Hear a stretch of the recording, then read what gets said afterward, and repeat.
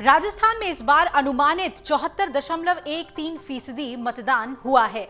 हालांकि चुनाव आयोग की तरफ से फाइनल डेटा अभी जारी नहीं किया गया। इसमें बढ़ोतरी की संभावना है, लेकिन जिस तरह से साइलेंट वोटिंग इस बार हुई है उसे देखते हुए ये माना जा रहा है कि करीब 50 से ज्यादा सीटें ऐसी होंगी जिन पर जीत हार का अंतर 2000 से कम वोटों का हो सकता है।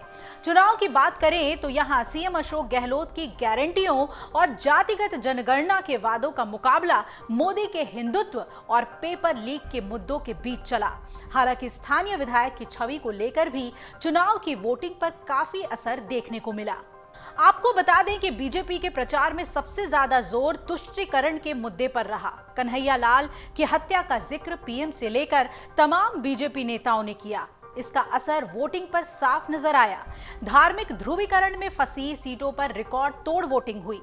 तिजारा विधानसभा की बात करें तो यहां पर पिछले चुनाव में 80.85% वोटिंग हुई थी और इस बार 85.15% तक का आंकड़ा छू लिया गया है।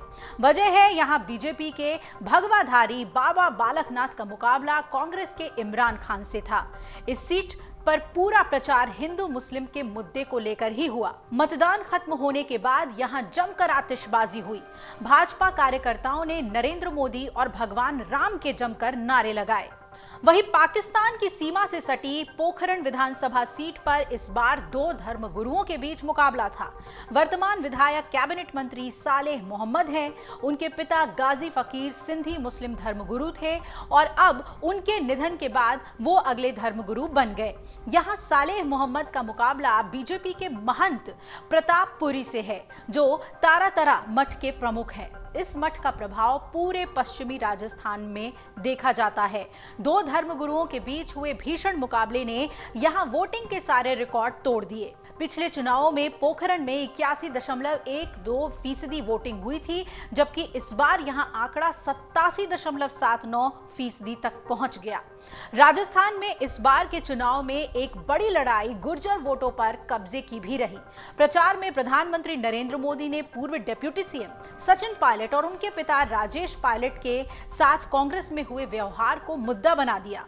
इसके जवाब में सीएम अशोक गहलोत ने भाजपा राज के समय हुए गुर्जर आंदोलन के दौरान गोलीबारी और 72 गुर्जरों की मौत की याद दिलाई। भाजपा ने प्रचार में कांग्रेस सरकार के कथित भ्रष्टाचार, महिला उत्पीड़न और पेपर लीक को मुद्दा तो बनाया, लेकिन सबसे ज्यादा फोकस हिंदुत्व के आधार पर वोटों का ध्रुवीकरण था। पार्टी के स्टार प्रचारकों ने अपने भाषणों में खुलकर इसकी बात कही। पार्टी ने इस बार के चुनाव में मुस्लिम प्रत्याशी को टिकट नहीं दिया। वसुंधरा राजे के नजदीकियों में से कई को टिकट मिला, लेकिन उनके सबसे विश्वस्त रहे पूर्व मंत्री यूनुस खान को टिकट नहीं दिया गया। स्थिति ये तक देखने में आई कि एक प्रत्याशी अभिषेक सिंह, जिसे मसूदा से टिकट मिला था, उसके बारे में जब ये पता चला कि वो मूल रूप से मुस्लिम है तो उसका भी टिकट बदल दिया गया। पार्टी ने 3 संतों को टिकट दिए। इनमें पोखरण से महंत प्रतापपुरी, हवा महल से हाथोज धाम के महंत बाल मुकुंदाचार्य और तिजारा से नाथ संप्रदाय से जुड़े बाबा बालकनाथ हैं।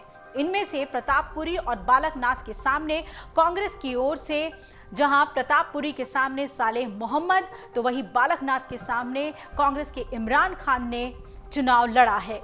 पार्टी के सबसे बड़े हिंदुत्ववादी चेहरों में शामिल उत्तर प्रदेश के सीएम योगी आदित्यनाथ ने पिछले 5 दिनों में प्रदेश में 20 से ज्यादा सभाएं की।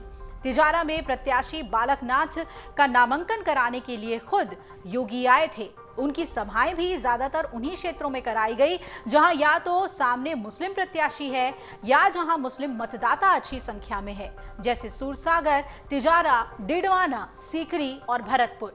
वहीं नेताओं की सभाएं हो या प्रेस वार्ता, हर जगह उदयपुर के कन्हैया लाल की जिहादियों द्वारा गला काटकर हत्या किया जाने का मामला भी जरूर उठाया गया। दूसरी तरफ कांग्रेस के लिए यह कैंपेन पूरी तरह से वादों और गारंटियों का रहा, जिसके दम पर वो कर्नाटक में चुनाव जीती थी। हालांकि कर्नाटक चुनाव के वक्त भी तमाम सर्वे और सट्टा बाजार की रिपोर्ट बीजेपी के पक्ष में ही बताई जा रही थी, लेकिन नतीजों ने सबको चौंका दिया था।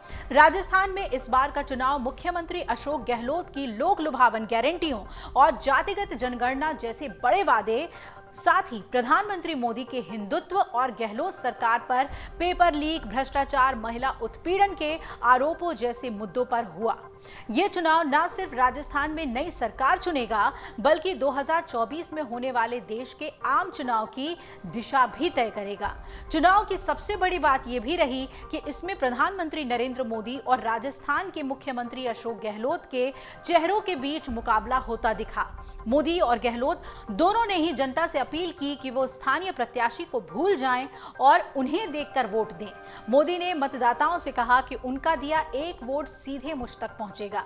वहीं गहलोत ने कहा कि सभी 200 सीटों पर वो खुद चुनाव लड़ रहे हैं। यानी मतदाताओं से अन्य मुद्दों के साथ ही देश में पिछले 9.5 साल में हुए काम और राजस्थान में पिछले 5 साल के दौरान हुए काम और नए वादों के आधार पर ही वोट मांगे गए हैं। इस चुनाव का बज़वर्ड यानी सबसे चर्चित शब्द गारंटी है।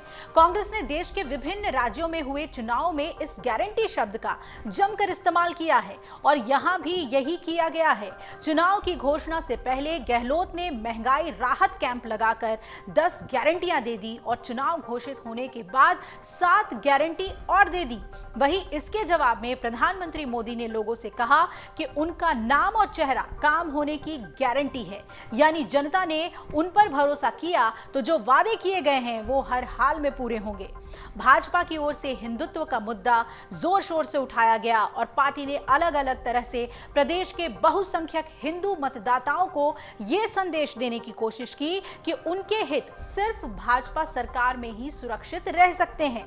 इसके लिए मुस्लिम नेताओं को टिकट नहीं देने से लेकर प्रमुख हिंदुत्ववादी चेहरों से धुआंधार प्रचार कराने तक के प्रयोग किए गए। इसकी काट के तौर पर कांग्रेस ने जातिगत जनगणना का मुद्दा उठाया। कांग्रेस को भरोसा है कि जातिगत जनगणना का मुद्दा बीजेपी के ध्रुवीकरण की काट करेगा।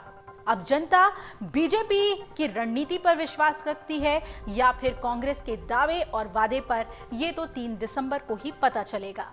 अगर आप ये वीडियो YouTube पर देख रहे हैं तो हमारे चैनल को सब्सक्राइब करें और बेल आइकन को दबाना ना भूलें। अगर आप Facebook पर ये वीडियो देख रहे हैं तो हमारे पेज को लाइक करें।